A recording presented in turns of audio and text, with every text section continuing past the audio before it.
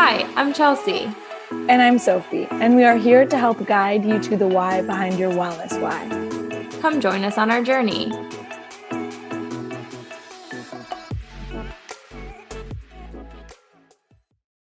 Going off of our last podcast on social media, I got a text last week saying, open quote, I can't go on Instagram anymore, only to post. I noticed last night it made me not feel good about myself, close quote. And that's someone I'm really close with. And that made me sad because I have totally felt that way before. And that's kind of one of the reasons, like I mentioned, I haven't scrolled on Instagram in almost a year. And I think it just shows that social media can affect us in so many different ways. What did you say? What did you respond to that? I said, yeah, I don't scroll anymore. Just look at my friends' pages by searching them and stories. I think the problem I have with social media is how much it's changing. I feel like there's something different all the time. There's always updates with different things. I think I text you that, which it ended up changing back, but I did an update with Instagram and like the whole thing totally changed. Like the way pictures were coming up, it was only showing me videos, not people's Yes. pictures. Um, I don't know. It's changing so much. I've seen things on the internet being like, don't make Instagram TikTok. And that's literally what it's becoming. And I mean, it happens with all the apps, right? Snapchat started with, I don't know what it's called anymore, but the stories deleted in 24 hours. And then Instagram, like, do you remember like Instagram used to not have stories? Yes, and wait, Chelsea, because you don't have it anymore, TikTok now you can make stories. Like everything is just trying to be like the next. And they're all competing against each other. And what I find so interesting about social media, I just now thought of it, even though I think about this a lot, is that they just like this is kind of what you're saying, but they just circle to one another. So I have this running joke with my boyfriend Chris that he's not super active on Instagram. So he has an Instagram, he does not have a TikTok, and he also has a Twitter. And he is most active and just like scrolling on Twitter. But what's so funny is like when I did have a TikTok, I would see a TikTok and then like 4 weeks later, he would send me something funny from Twitter. And I just think it's funny that it's like it rotates. It's like something shows up. I feel like right now, and maybe I'm wrong on this, but like what I see on my like For You page and other things, it's like what happens on TikTok first. And then like those people repost that on Instagram. And then it goes to Twitter and it's kind of like this cycle and things like resurface. I mean, it's the same thing as things going viral, but like I'm not even talking about like viral things. I'm just talking about like everyday things. People post it on TikTok and then they repost it on Instagram. And then that same person, if they have another social media source, they're going to repost it on that. And like, can someone tell me why we need a million platforms? Like, why do I need to be seeing the same thing 10 times? And even on Facebook, I guess Facebook too, you see like TikToks reposted on Facebook, and you even have the option. I don't know about other platforms, but like I'm most active on Instagram. So, like on Instagram, when I post something, I have the option to also post the exact same thing to Facebook. If we're talking like business wise, I get it because you're like marketing yourself and you're getting it out there. But I'm more of talking about like the everyday type of stuff. Why? Why do we need to be seeing it a million different places? Because it's taking over our lives. I'm gonna kind of change the topic, but not really. So, one of my clients told me about this book to read called Dopamine Nation by Anna Lembke. Probably saying that wrong. I'm She's writing an that down right now. yeah, she's an MD. I'm only on chapter 2, but it's about dopamine and how we're addicted. And there's just so many stimuli and just everything's on the internet. And my client mentioned, which I haven't gotten to this part yet, but why I was so intrigued, like the first thing you look at or do in the morning is like what your body is seeking the rest of the day. And she's a little bit like addicted to social media. So she's like, as soon as I go on and I see likes and blah, blah, that's when I'm like looking for the rest of the day. Haven't gotten there yet, but there was a quote I really liked today while I was walking on the treadmill listening to it. And it was, she was talking to a patient of hers and about this like teenager who is always listening to something or looking at something. And she was like, walk to class with no headphones on, like in college.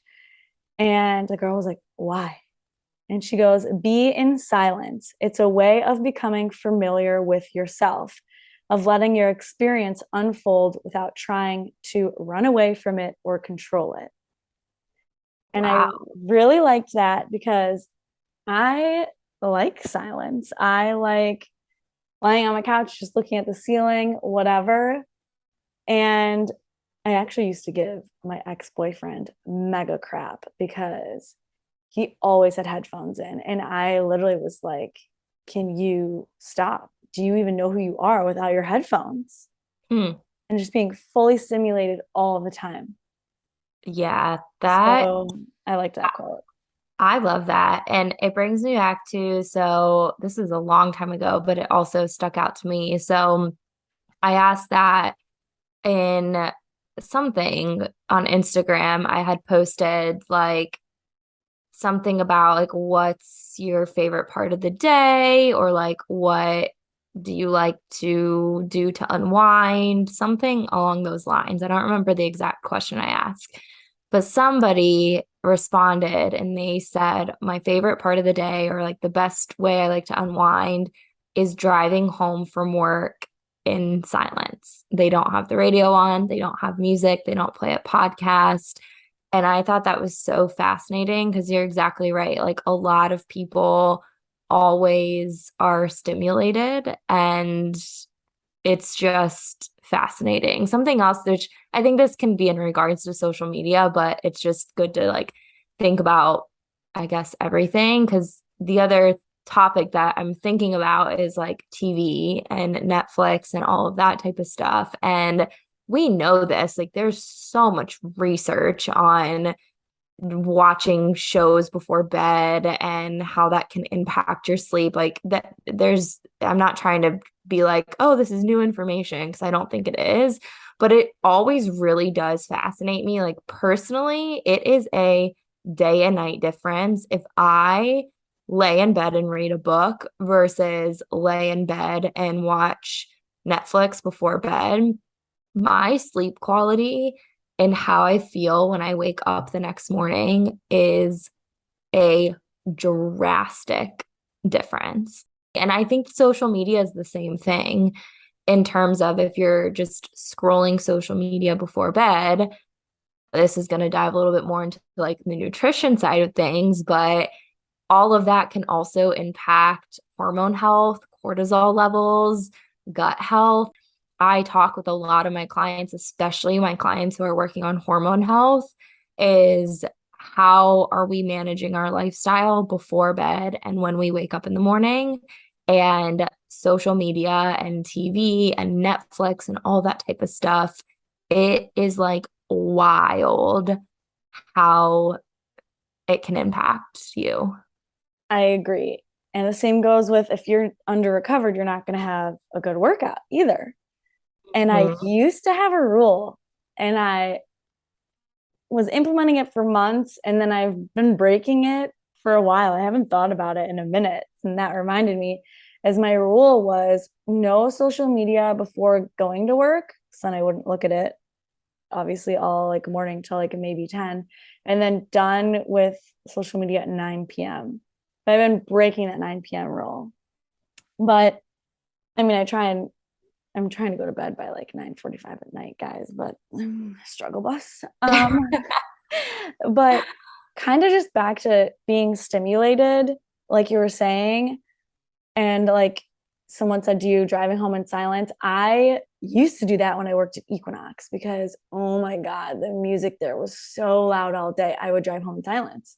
Like Mm. I couldn't do it. And luckily that doesn't happen anymore. But these days, I am like not a napper, but when I'm just done with my morning sessions, then doing work on my computer, and like my break is scrolling on my phone on TikTok, since I don't scroll on Instagram, which is stupid.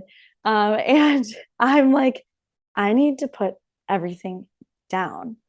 I will set a timer for 15 to 25 minutes, and I'll put my phone down and I will just sit or lay on my couch, not watch TV, not read, like just literally fully give my body and mind a break. And I usually end up falling asleep, but I do that probably 3 to 4 like business days because I can't. Yeah. And on our last podcast and this podcast, that is just part two, it was titled Social Media, Is It Bad for Our Health? And we didn't really answer that question, yes or no, because I think that's kind of a personalized question. It's more of getting you to think about it. But I think something else that I personally struggle with, and I'm sure other people struggle with too, in regards to talking about social media, is setting those boundaries. So this kind of goes back to our podcast on habits and creating habits and habit change and modifying habits. But for you, Sophie, since you had just mentioned like putting boundaries and parameters, like what do you feel like for you helps to do that? Yeah, I just felt like more anxious, after I was looking at it. So I was just like, I'm not going to look at it before going to bed because I don't want to be anxious. Mm-hmm. So, which it doesn't so much anymore, but I just need to get better at just less screen time in general. I feel like we all probably do, and I'm speaking for everyone, but Yeah, I agree. I would just do it, to be honest. I would look at the time and it would be 9, and I'd be like, okay, no opening any other apps besides maybe texting a little bit and like checking tomorrow's weather, but like that's it. And I was good for a while. In the morning, I wake up at 5 a.m. and I need to leave by like 5:35. I don't have a minute to waste on social media. So like if I was opening it, it was for like 2 minutes, but I don't do that anymore. I still like stick to that for the most part. Yeah, I just think it's really interesting in terms of like how to set those boundaries because I think that maybe is what impacts our health more than social media itself because social media at the end of the day, it's up to us what we do with it. Like it's always going to be there. It's always going to be a part of our world. And as I said last time, I still think that there is good with social media. I definitely don't want to come across like, oh, social media, it is ruining us because I do think there are good pieces of it. Sophie's like rolling her eyes.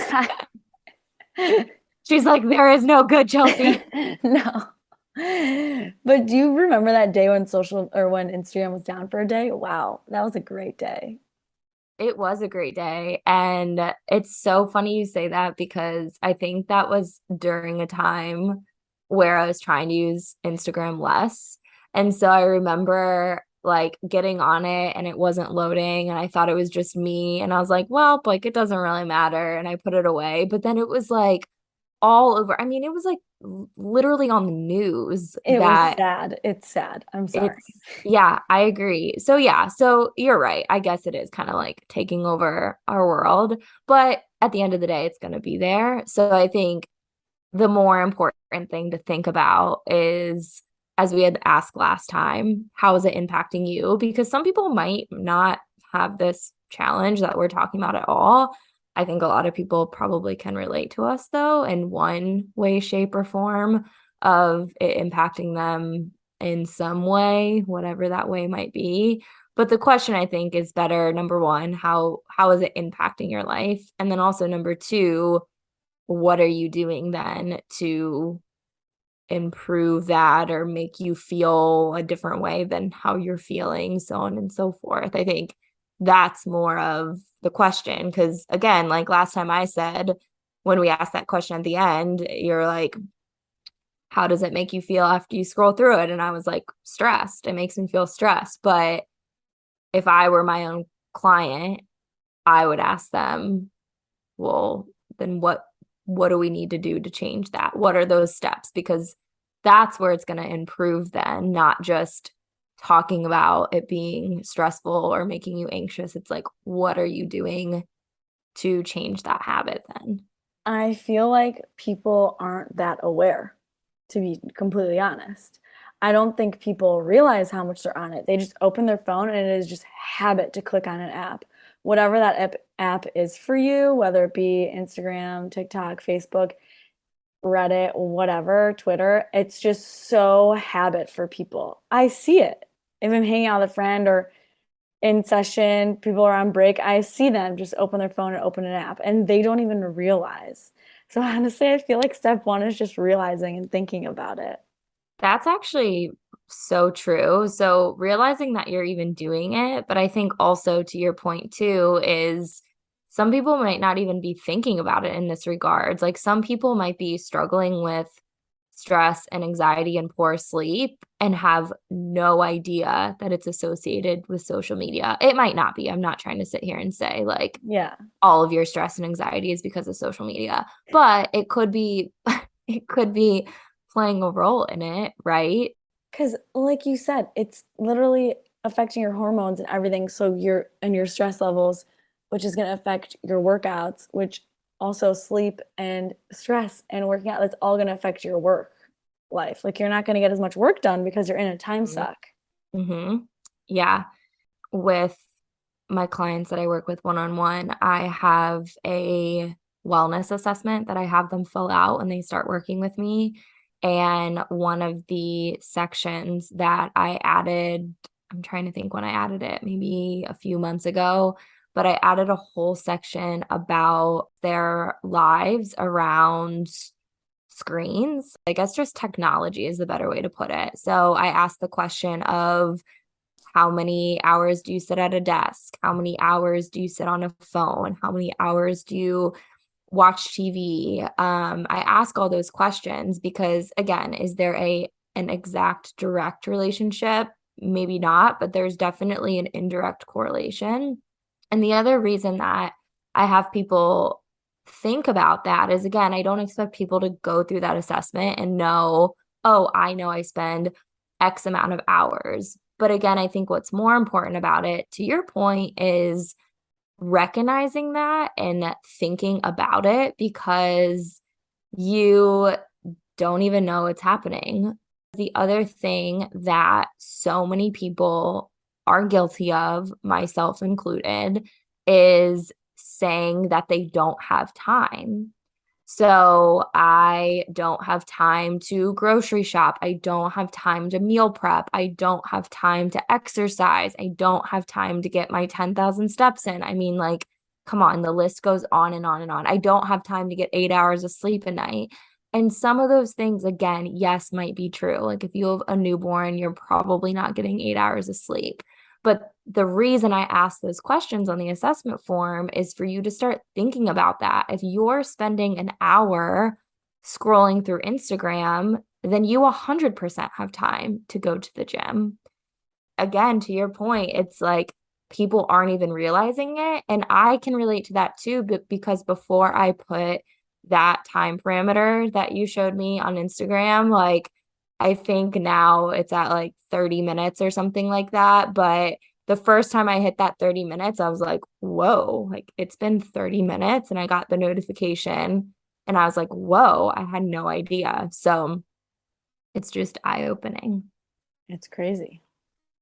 Kind of back to the question, good or bad, in quotation marks. I'm probably going to say if it was a scale, I think it would be teetering a little bit towards the bad side. And how do we change that? I mean, I know like you and I can't change that, but again, I feel like it's just such this hard place because I do feel like it does good. So like how do we get social media to not have that bad impact on our health? Girl, it ain't gonna change. You don't think so? I mean, no. All these people sharing all this information that's like not true and showing their like amazing lives and nothing else, like that's not going to change. It's going to have to be like a universal change. And we need that for so many other things we can't even talk about. That I don't think it's going to happen. Yeah. I mean, but even again, like it's always been a problem in some way, shape, or form. So even before TikTok and Instagram, I sometimes have the news on in the background, like when I'm cooking dinner or something. And it's also fascinating that, and I'm talking more from like a health perspective, I'll see a quote unquote nutritionist on some news station. And there's some really good things that they have on there. But I'll also listen to things and I'm like, that is so far from the truth. And there's no research on what you're now saying. So I think social media is a bigger problem now just because it's so big. But I think there's always technically been that problem between the TV, between magazines. I mean, like magazines is another huge one. So it's always been a problem and it's always going to be a problem. I think my answer would be I agree. I think right now it's leaning more towards like the bad, but I think to make it more good is setting those boundaries, whatever those boundaries are for you as a person. Yeah, and maybe not posting only filtered posed pictures. Well, again, I feel like we can't control what other people post, but you know something else that I actually did not realize until I'm trying to think again, it had to have been recently. So I got a new phone, I think around the holidays, and the newer iPhone auto corrects all of your pictures you take. Like Wait, you have to what? go in and send hang on, I know we're recording, but I have to look this up for now. Wait, are you serious I'm though? dead serious. What the hell? Okay, yeah. So I think it's called auto enhance. There's a setting that you can change to turn it off, but if it's not turned off, like once I got my iPhone and started taking pictures, I would take pictures and the pictures would look like there was a filter on it. And then I never picked up on it until I saw like either an article or something like that that was talking about the auto enhance feature. And I was like, oh my gosh, I had no idea it That's did that. wild. hmm Yeah. So it's called like auto enhance or something like that. But it helps to like increase the sharpness. I think it like changes the color a little bit. There's some things that it does. And before, I feel like you can do that on older phones too, but I think you had to click that little button and now it just automatically does it unless you turn that setting off. That's insane. It's Uh-huh. like no one can be seen in any bad light, literally and figuratively anymore. Yeah. So, Chelsea, I know we wanted to kind of talk about transformation photos today. And I actually saw this past week. Another thing on Instagram was a couple that's in the wellness industry doing two transformation pictures, like 1 minute apart, and just how like they were frowning and relaxed and like posed kind of a little bit sadder. And then 30 to 60 seconds later, they like, sucked it in a little bit, stood up taller and smiled. And that was their two transformation pictures. What is that person winning doing something like that? Now, again, with brands, I still think it's sketchy. I still think it's wrong. But obviously, like, let's take a weight loss shake, for example. If a brand is promoting a weight loss shake, of course, it makes sense why they're doing a transformation picture because they're trying to promote this weight loss shake. Again, a lot of times those transformation pictures are not accurate, either A, because of what Sophie's talking about, or B, because of what we talked about last time, which was photo editing. But like in that sense, that product is trying to like, or that company is trying to promote a product, and that's why they're doing transformation pictures. I still think it's incredibly wrong to edit and false advertise a transformation picture, but I don't understand why people, like average people who are just trying to promote a transformation, why fake it? What is that person winning? They were talking about it in relation to like when influencers or whatever, or anyone on the internet and companies are trying to sell a certain product. They were kind of relating it to that, which this is semi off topic, but it reminded me, and I can't believe I forgot about this until now. A skincare brand I loved called Coco Kind, like I think about a year, maybe more, they stopped doing transformation photos of skin because they were just talking about female hormones and how like our skin just changes throughout the month. So they were like, we are no longer doing or promoting transformation photos. I love that. I guess I do have to say, kind of playing devil's advocate, I'm not against, how am I going to put this? Photo editing, because I do think there's a time and a place for it. So, for example, a wedding photographer, but I think there's a safe way to do it, or even like food photography. Like, I take pictures of recipes and I might change the exposure a little bit. Obviously, with food photography, you're like setting up the food in a prettier way. But again, I think there's Yeah. a practical way to edit and do that type of stuff versus false advertising. Yeah, and actually I heard, was it for TikTok or something, that like younger women were getting really self-conscious because they were just using all of these filters, and then when they were taking them away, like that they don't actually look like that. So I heard it was just like not doing well for Oh, like their mental health. I 100% believe that. That's kind of like also to an extent of like catfishing. If I'm active on social media all the time and presenting myself and putting on these filters, and then I go to an event and like host something, or I'm at the event and look completely different. I mean, again, what is that? What is that saying about yourself? I don't know. It's just interesting to think about. No, it is. Yeah. So those are just our thoughts, some of our thoughts on social media, and just getting you thinking about how it's impacting you, what boundaries you can set, what are some ways maybe you can improve the way social media is impacting your life, whether it be for the good or the bad, just thinking everything through. And as we said last time, taking it all in with a grain of salt. Totally agree with you. And don't forget to take time for yourself in silence. That's the takeaway. Take time for yourself in silence. I'm going to do that today. I'm going to go on a walk. I am guilty about walking, and I usually listen to a podcast, which I love to do, and I will still do that, but I never really take a walk just in silence. I'm going to do that today. Thanks for the recommendation, Sophie. You're gonna hear the birds chirping. Woohoo. Well, have a good rest of the day, and we'll see you next time. Thanks for tuning in.